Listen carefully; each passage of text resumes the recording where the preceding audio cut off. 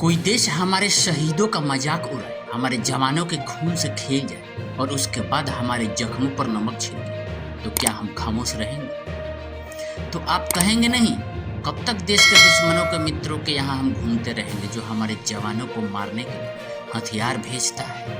भारत पाकिस्तान सैन्य टकराव के दौरान तुर्की ने पाकिस्तान को न सिर्फ सशस्त्र ड्रोन उपलब्ध कराए बल्कि उनके संचालन के लिए प्रशिक्षित ऑपरेटर भी भेजे थे। इससे तुर्की का पाकिस्तान प्रेम खुलकर सामने आ गया। सीज फायर के बाद पाकिस्तान के इस दोस्त के खिलाफ भारत में विरोध शुरू हो गया और बाइकॉट तुर्की मुहिम जोर पकड़ने लगी। भारत पाकिस्तान के इस 4 दिन के युद्ध में हमने 2 महत्वपूर्ण सबक सीखे हैं। पहला ये कि जो सबका दोस्त बनना चाहता है उसका कोई सच्चा दोस्त नहीं बनता। मशहूर दार्शनिक अरस्तु ने यह बात कही थी। भारत के संबंध में ये बात अमेरिका जैसे दोस्तों पर सटीक बैठती है। भारत के मुश्किल समय में अमेरिका ने हमेशा बीच का रास्ता अपनाया और कभी भारत का पक्ष नहीं लिया, जबकि भारत अमेरिका को दोस्त की तरह देखता है। इसलिए भारत को दोस्त और व्यापारिक साझेदार में फर्क सीखना होगा। दूसरा सबक ये कि हमें पता है कि पाकिस्तान के दोस्त कौन है। इस युद्ध में तुर्की, चीन और अजरबैजान ने खुलकर पाकिस्तान का समर्थन किया।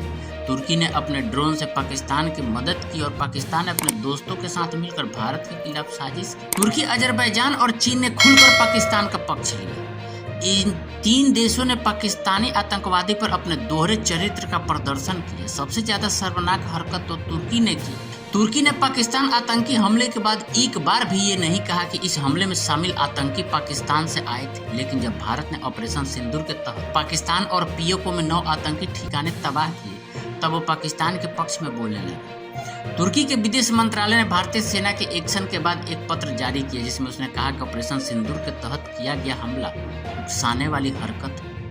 उसका कहना था कि भारत के इस कदम से एक बड़ी जंग शुरू हो सकती है। इससे आप समझ सकते हैं कि तुर्की आतंकी देश पाकिस्तान को लेकर कितनी गंभीरता से अपनी दोस्ती निभा रहा है और एक हमारे दोस्त है। तुर्की ने पाकिस्तान को केवल वैचारिक समर्थन ही नहीं दिया बल्कि भारत से लड़ने के लिए हथियार भी दिए। ये वही तुर्की है जिसके बुरे वक्त में भारत ने उसके दिल खोलकर मदद की थी।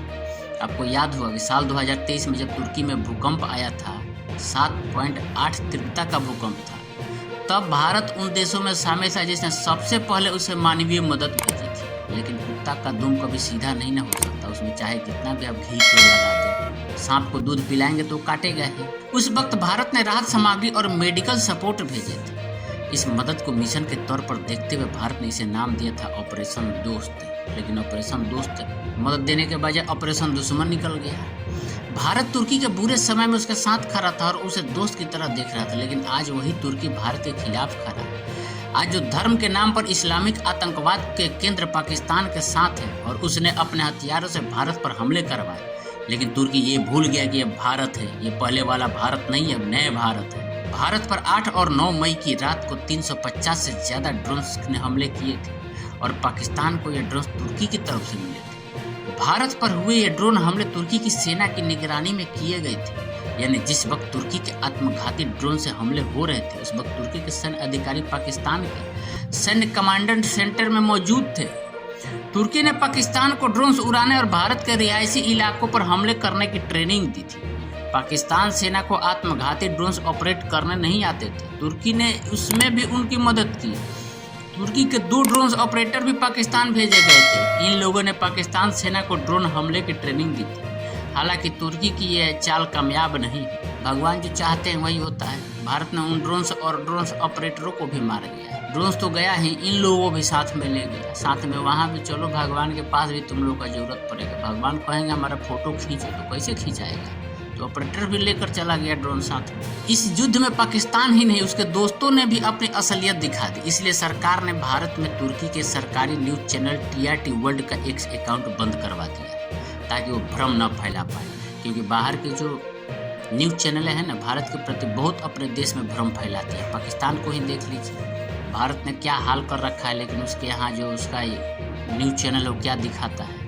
इस कदम को भारत की नाराजगी के तौर पर देखा गया। भारत सरकार ने अपने स्तर पर तुर्की और अजरबैजान को एक संदेश देने की कोशिश कर रही है, लेकिन भारत के लोग पाकिस्तान के दोस्त पर हमला बोल चुके हैं। भारतीय सैलानियों और ट्रैवल एजेंसियों ने तुर्की और अजरबैजान पर टूरिज्म स्ट्राइक कर दी है। इस वक्त सोशल मीडिया पर बाइकॉट तुर्की और बाइकॉट अजरबैजान टॉप ट्रेंडिंग में चल रहा है। यानी लोगों ने तय कर लिया है कि वह भारत के दुश्मनों का साथ देने वाले देशों में पैसा बर्बाद नहीं करेंगे। ट्रैवल एजेंसीज ने भी तुर्की और अजरबैजान के लिए बुकिंग बंद कर दी है। और दोस्तों, हम आपसे भी अपील करना चाहेंगे कि अगर आप तुर्की और अजरबैजान जाना चाहते हैं तो नहीं जाएं। हमारे पैसे से तुर्की पाकिस्तान को मदद करता है। भारतीयों के बीच तुर्की और अजरबैजान को लेकर पनपा गुस्सा इन देशों के लिए बड़े घाटे का सौदा साबित होने वाला है। बड़ी संख्या में भारतीय सैलानी तुर्की और अजरबैजान घूमने के लिए जाते हैं और अपने लाखों रुपए इन देशों में खर्च करते हैं। साल 2024 में 3,30,000 से ज़्यादा भारतीय तुर्की में छुट्टियां मनाने गए थे, लेकिन साल 2023 में ये संख्या 2,74,000 थी। यानी एक साल में तुर्की जाने वाले भारतीय सैलानियों की संख्या में करीब 21% की बढ़ोतरी। इसी तरह से पिछले साल 2,43,000 से ज़्यादा भारतीय अजरबैजान घूमने गए थे, जबकि 2023 में ये संख्या करीब 1,20,000 थी। यानी एक साल में अजरबैजान जाने वाले सैलानियों की संख्या में करीब 108% की बढ़ोतरी होती। तुर्की और अजरबैजान जाने वाले भारतीय घूमने फिरने पर लाखों रुपए खर्च हुए। आपको जानकर के हैरानी होगी कि तुर्की और अजरबैजान को भारत के लोग टूरिज्म के नाम पर 4,000 करोड़ रुपए सालाना दे रहे हैं, और ये दोनों देश पाकिस्तान की मदद कर रहे हैं, और पाकिस्तान उनकी मदद के दम पर भारतीयों का खून बहा रहा है। तो ऐसे कैसे हो सकता है? लेकिन भारत के लोगों के इस कदम से तुर्की और अजरबैजान के टूरिज्म झटका लगा है। इस बारे में आप क्या सोचते हैं? आप अपनी राय कमेंट में जरूर दें। चैनल को सब्सक्राइब नहीं किया है तो सब्सक्राइब कर लें।